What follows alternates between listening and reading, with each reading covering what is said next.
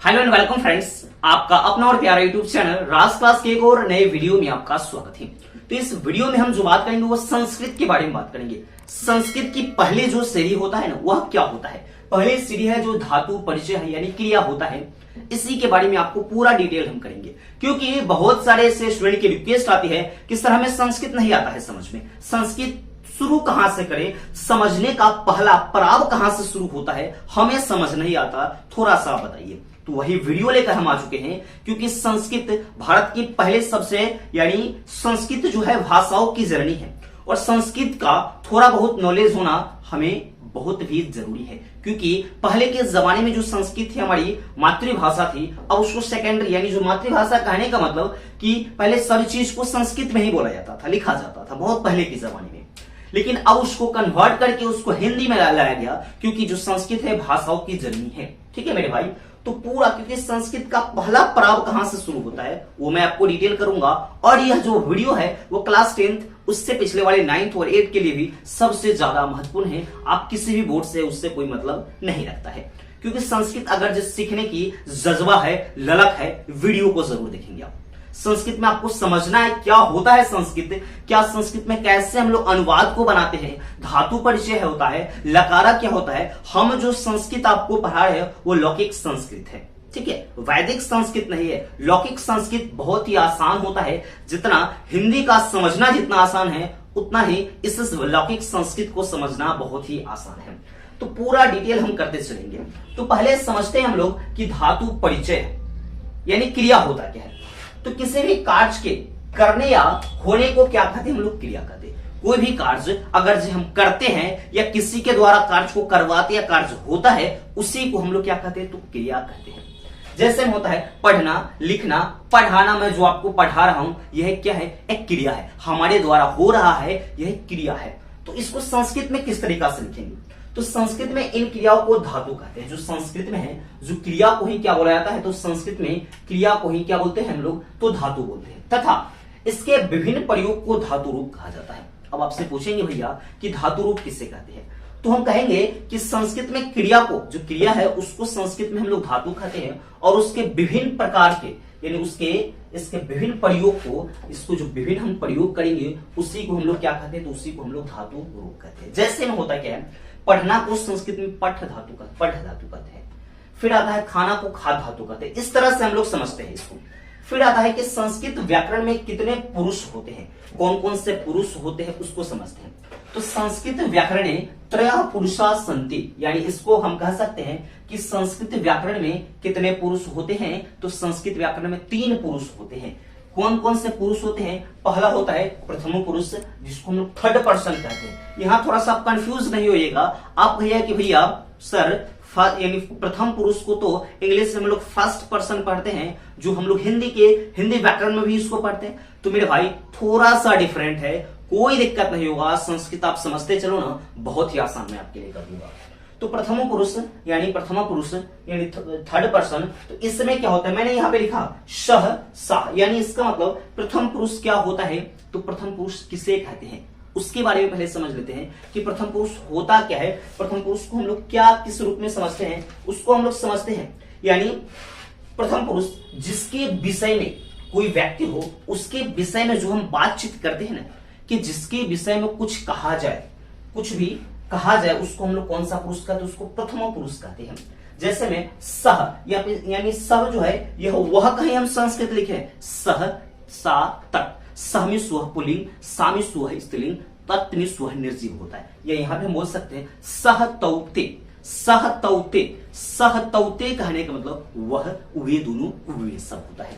फिर आता है मध्यम पुरुष किसे कहते हैं, तो मध्यम पुरुष जिसको हम लोग सेकंड पर्सन इंग्लिश में बोलते हैं, इसको युष्मद शब्द मैंने यहाँ पे लिया है। युष्मद शब्द यानी तुम, युवाम, युयम, तुम दोनों, तुम सब। तो मध्यम पुरुष कहते किसको है, तो मध्यम पुरुष सुनने वाले को, जो सुनता है ना, जो मेरी बात को आप सुन रहे हो, उसको क्या कहेंगे, आपको हम यहाँ पे मध्यम पुरुष कहेंगे।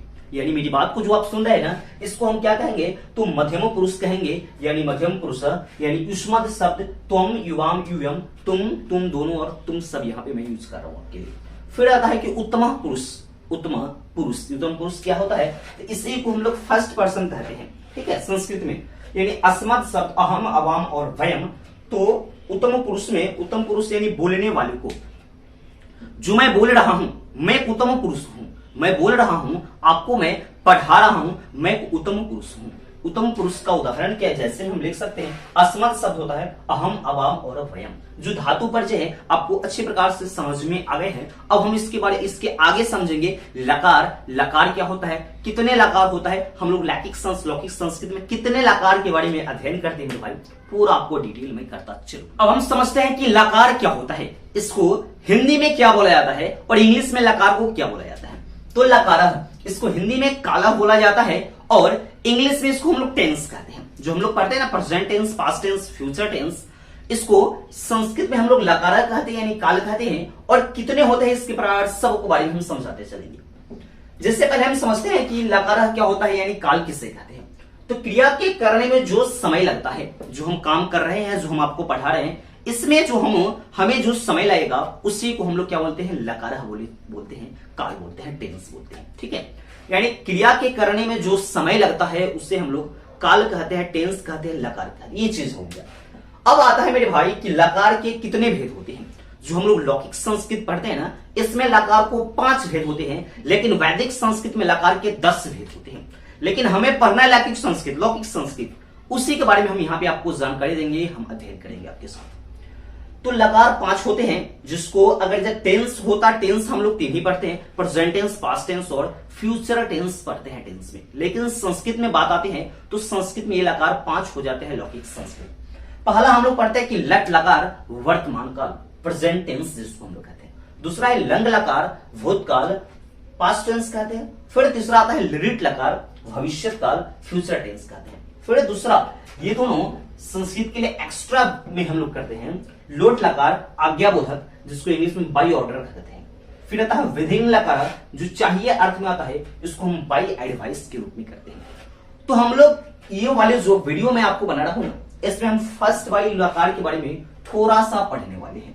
यानी लट लकार क्या होता है इसकी जानकारी हम आपको देने वाले हैं, और इसमें अनुवाद को किस तरीका से हम बनाते हैं ना, उसके बारे में आपको जानकारी हम देने वाले हैं कि लट लकार में किस तरह के अनुवाद होते हैं। जैसे कि राम पढ़ता है, मैं पढ़ता हूं, वह पढ़ता है, आप लोग घर जाती हो, वह काम करता है, मैं आपको पढ़ाता हूं, आप लोग लिखते हो, ये तुम लिखते हो, तुम पत्र लिखते हो। इस सब का अनुवाद किस तरीका से हम लोग करते हैं संस्कृत में, सब आपको हम डिटेल करने वाले हैं मेरे भाई। इसलिए मैं आपको बार बार कहता हूं कि हमारे साथ वीडियो को पूरा लास्ट तक बने रहिएगा, आपको बहुत मजा आएगा। संस्कृत आपको एकदम आसान लगने लगेगा, इतना आसान जिसकी आप कल्पना नहीं की होंगे कि संस्कृत भी इतना आसान होता है। अब आगे हम समझते हैं इसमें, जैसे कि यहाँ पे एक वचन, द्विवचन और बहुवचन मैंने आपको लिख रखा है। तो होता क्या है कि संस्कृत में जो वचन होते हैं वो 3 प्रकार के होते हैं, एक वचन, द्विवचन और बहुवचन। और इसी को हम हिंदी में पढ़ते हैं तो 2 प्रकार के होते हैं, एक वचन और बहुवचन होते हैं। तो पहले हम समझते हैं इसमें सब खेल, सब माजरा वचन का ही है और पुरुष का ही है। वचन और पुरुष को समझ लिए तो संस्कृत बहुत आसान हो जाएगा। एक वचन, द्विवचन, बहुवचन। एक वचन कहने का मतलब जिससे एक व्यक्ति वस्तु का बोध होता है, द्विवचन में दो होता है, त्रिवचन में 2 से अधिक के बारे में हम लोग इसमें बात करते हैं।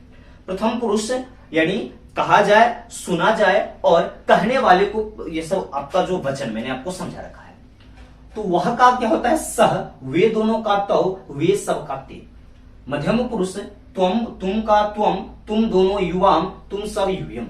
फिर उत्तम पुरुष में मैं का अहम, हम दोनों आवाम, हम सब वयम। सब माजरा इसी का है। इसको हम याद करते हैं प्रथम पुरुष, प्रथम पुरुष, मध्यम पुरुष, उत्तम पुरुष, सीरियल वाइज से इसको किस तरीका से याद करते हैं। सह तौते त्वम युवाम यूयम, अहम आवाम वयम। सह तौते त्वम युवाम यूयम, अहम आवाम वयम। यानी सह तौते त्वम युवाम यूयम, अहम आवाम वयम। यानी सहतौते कहने को तो कि सीरियल नंबर से हम याद किया प्रथम पुरुष का, वह, वे दोनों, वे सब। वह का तो सौ, सह, वे दोनों का तो, वे सब का ते। फिर आता है तुम का तुम, तुम दोनों का तो युवाम और तुम सब का यूयम। मैं का अहम, मैं का और हम का, दोनों एक ही चीज है। फिर हम दोनों का आवाम, हम सब का वयम। अब आता है लट लकार। हम लोग प्रथम लट लकार में हम लोग वर्तमान काल में आते हैं। इसमें भी वचन और पुरुष का ही माजरा है। ये इसका एक फॉर्मूला है। जैसे होता क्या है कि a प्लस बी का होल स्क्वायर का क्या फॉर्मूला होता है, A square plus B, A square plus 2b plus B square होता है ना, वही है जो लट लकार होता है लकार, उसी का एक फॉर्मूला है। इसी फॉर्मूला पे बेसिस में आप रख दीजिए, यानी धातु को रख दीजिए, धातु रूप को, आपका लकार बन गया। जैसे में यानी ती तह अंति सी थ आमी आवा और आमा। अगर से हम ए प्रथम पुरुष एक वचन इसका लेते हैं तो इसका भी प्रथम पुरुष एक वचन लेंगे। जैसे हम लोग पठ धातु को मैंने लिख रखा है ती तह अंति, यानी पठ इसमें लगाएंगे तो पठती, पठत, पठंती, पठसी, पठत, पठत, पठामी, पठाव और पठाम। ये जो मैंने आपको लिख रखा है, आपको समझ में थोड़ा बहुत आ रहा होगा मेरे दोस्त, नहीं आ रहा होगा इस वीडियो को एक बार थोड़ा सा रिपीट कर दीजिएगा ना, आपको आ जाएगा पूरा, बिल्कुल मेरे भाई समझ में आ जाएगा, मैं आपको ये विश्वास दिलाता हूं। यानी इसको हम लिख सकते, इसको पढ़ सकते। ये फॉर्मूला क्या है, तितः अंति सिथा था आमी आवो आमो, तितः अंति सिथा था आमी आवो आमो। फिर से रिपीट हम कर रहे हैं, तितः अंति, ती तह अंति सी थह थ आमी आवह आम। एक फॉर्मूला है विशेष। अगर जे खाद धातु पर लगाना है तो खदती, खदत, खदंती, खदसी, खदत, खदत, खदामी, खदाम, खदाम। गच्छ धातु दाना पर तो गच्छति, गच्छत, गच्छन्ति, गच्छसी, गच्छत, गच्छत, गच्छामी, गच्छावो, गच्छामो। इस तरह से लिखते हैं। पिब धातु पिबती, पिबत, पिबंती, पिबसी, पिबत, पिबत, पिबामी, पिबा, पिमामा। धाव धातु दौड़ना का धावती, धावत, धवंती, धावसी, धवत, धवत, धमावी, धवाव, धमामा। इस तरीका से थोड़ा सा रिपीट कीजिएगा ना, क्योंकि सीखने के लिए थोड़ा सा प्रैक्टिस तो जरूरी है मेरे भाई। जब तक प्रैक्टिस अभ्यास नहीं करोगे, क्या खाना खाना भी आप नहीं सीख पाओगे, क्योंकि खाना खाने के लिए भी दाहिने हाथ का यूज किया जाता है। अगर से बच्चा बचपन में बाएं हाथ से खाता है खाना तो एक झापड़ उसको गर्मा के लगता है, कहला लगता है, क्योंकि गलत काम ना करे, बाएं हाथ से जो खाने के बाद नहीं होता है। वही बात मैं आपको समझा रहा हूं कि जो परिश्रम करे, जो मेहनत करे, सही डायरेक्शन में कीजिएगा तभी चीज वो आपको समझ में आएगी। अगर जो वह चीज गलत डायरेक्शन में जाता है तो वह एक नकारात्मक सोच, नकारात्मक विचार को उत्पन्न करता है, जो आपके लिए संभव, उचित नहीं है, आपके समझने लायक नहीं है वो चीज। ठीक है, ये चीज समझ गए। पठती, पठत, पठंती। अब यहां पे आता है, जैसे लिखा वह पढ़ता है, जैसे मैं आपको समझा रहा हूं, जैसे कि फर्स्ट में लिख दिया हूं वह पढ़ता है। तो मेरे भाई देखिएगा, यह प्रथम पुरुष एक वचन है, वह का संस्कृत क्या है, सह। अब पठती, प्रथम पुरुष एक वचन क्या हो गया, पठती, यानी वह पढ़ता है तो सह पठती। अगर जो दूसरा हम ले लेते हैं यहां पे कि मैं पढ़ता हूं, मैं पढ़ता हूं, तो मैं का संस्कृत जल्दी से जल्दी बोल दीजिए आप। यहां पे क्या होता है, अहम, अहम। अब इसका क्या है, उत्तम पुरुष एक वचन है, तो उत्तम पुरुष एक वचन क्या होगा, पठामी हो गया। अगर जो यहां पे हम लिखते हैं कि हम सब पढ़ते हैं, तो हम सब का क्या होता है, तो वयम। इसका वयम संस्कृत, यह उत्तम पुरुष बहुवचन है। देखिए, उत्तम पुरुष बहुवचन, उत्तम पुरुष बहुवचन क्या है, पठामो, ये हो गया। अगर से आगे का है, इसका अगर से हम लिखते हैं तुम दोनों पढ़ते हो, तुम दोनों पढ़ते हो, तो तुम दोनों का क्या है, जल्दी झटाझट बोलिएगा फटाफट, क्या होगा, युवाम। तुम दोनों का युवाम, यह क्या है, मध्यम पुरुष द्विवचन है, तो मध्यम पुरुष द्विवचन क्या होगा, पठत। इस तरह से आपको थोड़ा सा इसको प्रैक्टिस करनी है, थोड़ा सा याद करना है। याद क्या करना है, सह तौते त्वम युवाम युगम अहम वयम वयम अहम अवाम वयम।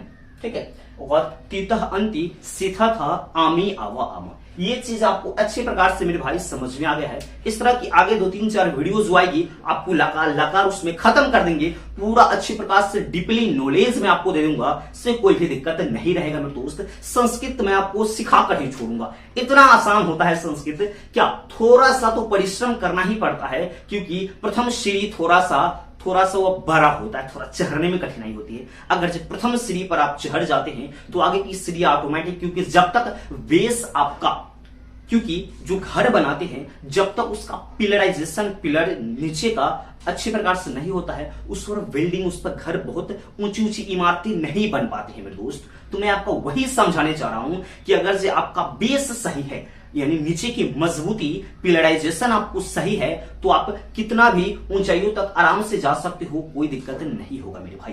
ठीक है, यही चीज मैं आपको समझाना चाह रहा हूं कि संस्कृत सीखना बहुत ही आसान है, यानी सब चीज सीखना आसान है, सिर्फ उसमें प्रैक्टिस, अभ्यास होनी जरूरी है, लगन होनी जरूरी है। सीखने की लगन, ललकार और जुनून होना जरूरी है मेरे भाई। ठीक है, इस वीडियो को पूरा देखने के लिए आप सबको तहे दिल से बहुत बहुत धन्यवाद। इस वीडियो को अपने सभी दोस्तों के पास एक बार शेयर जरूर से जरूर कर दीजिएगा, क्योंकि मैं आपके लिए बहुत परिश्रम के बाद इस तरह के वीडियो को लाता हूं। आपका थोड़ा सा फर्ज बनता है, मेरी भी मदद कीजिए, इस वीडियो को थोड़ा सा अपने दोस्तों रिश्तेदारों के पास शेयर जरूर करेंगे मेरे भाई। तो मिलते हैं नेक्स्ट वीडियो में, तब तक के लिए जय हिंद।